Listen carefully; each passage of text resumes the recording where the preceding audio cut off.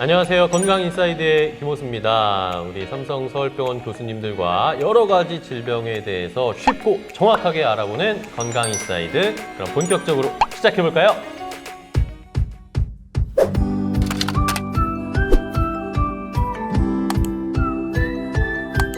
네, 오늘은 삼성서울병원의 임승재 교수님과 함께 이야기 나눠보도록 하겠습니다. 교수님 안녕하세요. 네, 안녕하십니까. 반갑습니다. 자, 오늘 나눠볼 이야기는 아무래도 이제 좀 고령화 사회이기도 하고 다치시는 분들이 많아서 엉덩이 수술을 받았다라고 하시는 분들이 굉장히 많습니다. 이것에 대해서 오늘 한번 자세하게 좀 알아볼 텐데 일단은 어떤 경우에 수술을 받게 되는 거고 또 어떤 종류의 수술이 있는지 좀 설명을 해주세요. 예. 일반적으로 이 고관절, 엉덩이 관절 수술은 네.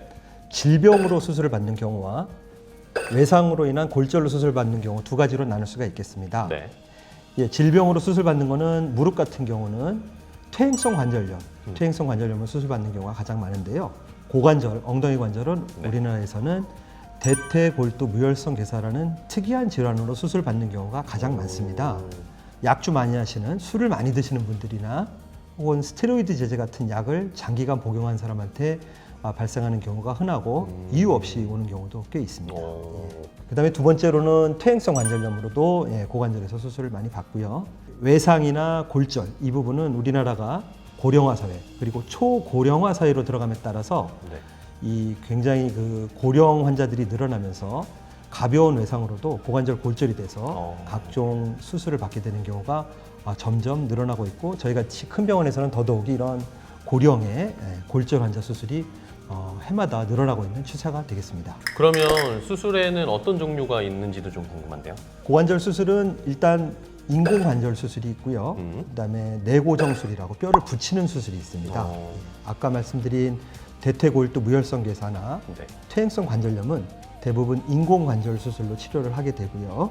그다음에 좀 증상이 경미한 경우에는 관절경 수술 같은 것도 최근에는 하고 있습니다. 앞서 말씀드린 고령의 골절 환자에 있어서는 네. 뼈를 붙일 수 있는 골절이 있을 경우에는 내고정술로 뼈를 붙여주는 수술을 하기도 하고요. 좀 연세가 많고 골절이 심하게 되거나 전이가 많이 어긋난 경우에는 골절에도 인공관절 수술을 시행하고 있습니다. 그런데 고관절 수술이라고 하면 일반적인 저희 같은 일반인은 되게 위험한 수술이 아닐까, 큰 수술이 아닐까 이렇게 생각하는 경우가 많거든요. 고관절은 우리 몸에서 가장 큰 관절입니다. 아무래도 그러다 보니까 수술이 크고 어려운 건 사실입니다. 근데 역사적으로 살펴보면 이 고관절의 인공관절 수술은요. 네. 우리 몸에 시행하는 모든 인공관절 수술 중에 최초로 개발됐고요. 영국에서 개발됐는데요. 그 역사가 약 100년 가까이 지금 그 역사가 되고 있습니다. 네. 또한 수년 전에 어떤 그 유명한 잡지에서 20세기, 지난 20세기 정형외과 최고의 수술이 무엇이냐라고 했을 때 고관절 인공관절 수술이다 라고 얘기할 정도로 고관절 통증으로 고통받는 환자들을 통증 없이 지낼 수 있도록 해준 아주 우수한 수술이 되겠습니다. 그렇지만 이제 고령의 어머니, 우리 아버님 수술해도 될까요? 이런 우려가 많습니다. 예, 우려가 많은데요. 제가 20, 30년 전에 의학을 공부할 때보다는 의학 기술이 굉장히 발달했습니다. 그래서 지금은 수술 기술도 굉장히 발전해가지고 수술 시간이 굉장히 단축이 됐고요. 그다음에 마취 기술도 굉장히 발달돼서 우리 고령의 환자들을 하반신 마취로도 수술이 가능하고요.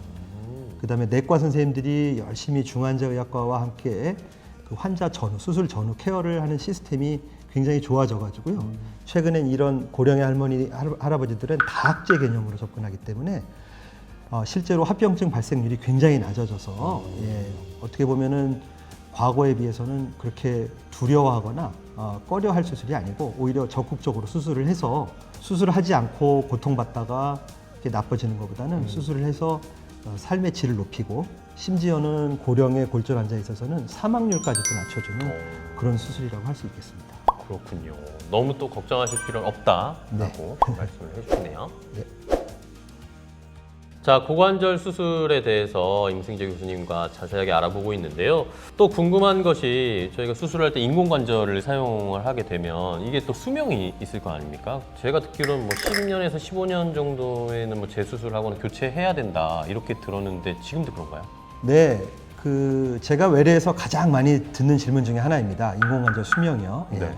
실제로 아까 그 20세기 최고의 수술인 인공관절 수술은 10년 내지 15년이 되면 재수술을 해야 됐습니다. 그 이유는 그 관절면으로 사용한 플라스틱이 있는데요. 그 플라스틱이 특히 젊은 사람한테 사용을 하면은 10년, 15년이 되면 닳아 없어지기 때문에 새 걸로 교체를 해줘야 됐습니다. 네네. 하지만 최근 한 20년 사이에 그 과학기술의 발전으로 인해서 이 플라스틱이 닳지 않게 만드는 방사선 조사를 해서 강화 플라스틱이라는 게 나왔습니다. 그래서 이거는 20년 이상 지금 갈 것으로 보고 있고요. 네. 우리나라는 대퇴골두 무혈성 괴사가 아까 많다고 그랬는데요. 대퇴골두 무혈성 괴사는 40, 50대 환자들이 굉장히 많습니다. 그래서 이분들이 수술을 해야 되나요? 라고 걱정을 하는데요. 그런 분들을 위해서 세라믹 관절면이 나왔습니다. 세라믹은 거의 이론상으로 닳지 않습니다. 우리 몸에서. 그래서 한 30년 이상 갈 거로 보고 있습니다. 그래서 최근에는 인공관절 수명이 이렇게 획기적으로 증가해서 수명 때문에 수술을 꺼려할 이유는 없고 그 나이에 맞춰서 강화 플라스틱이나 세라믹 관절면을 사용하면 되겠습니다. 기술이 발전할수록 이것들은 기간은 더 늘어난다는 걸 확인할 수가 있었고요. 자, 그러면은 고관절, 인공관절 수술을 하고 나서 그 뒤에도 좀 건강 관리를 한다거나 하기 위해서 운동을 하고 싶어 하시는 분들도 계시다고 하던데, 뭐 골프를 치신다거나 요즘 워낙 많이 치시니까 그런 활동도 가능한가요? 그것도 역시 외래에서 많이 제가 듣는 질문 중에 하나인데요. 최근에 특히 우리나라 인구가 고령화되긴 하지만 좀 적극적으로 스포츠 활동을 하는 분들이 많아서 예, 인공관절 후에 운동 가능하냐라고 물어보는 분들이 많습니다. 이것도 또 아까와 비슷한 대답이 되겠는데요. 그 과거의 플라스틱 관절면은 운동을 많이 하면은 많이 닳았습니다. 그렇겠죠. 그래서 요거는 운동을 자제시켰습니다.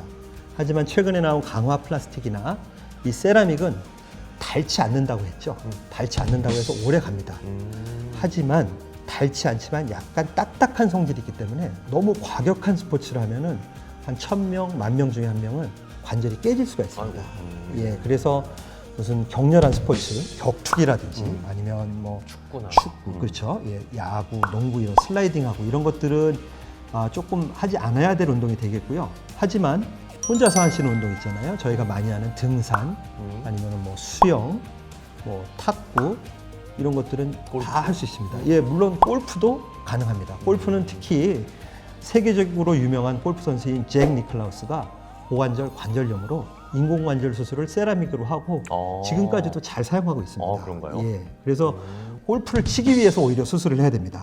가능합니다. 그런가요? 예, 그래서 아까 말씀드린 바와 같이 장거리 무슨 이런 마라톤이라든지 격렬한 운동 이외에 대부분의 운동은 가능하기 때문에 이런 운동을 못할까봐 두려워서 고관절, 인공관절 수술을 미루거나 그럴 필요는 없다고 대답드릴 수가 있겠습니다. 고관절, 인공관절 수술 후에도 건강관리 위해서 활동이나 운동 충분히 가능하다라고 말씀해 주셨습니다.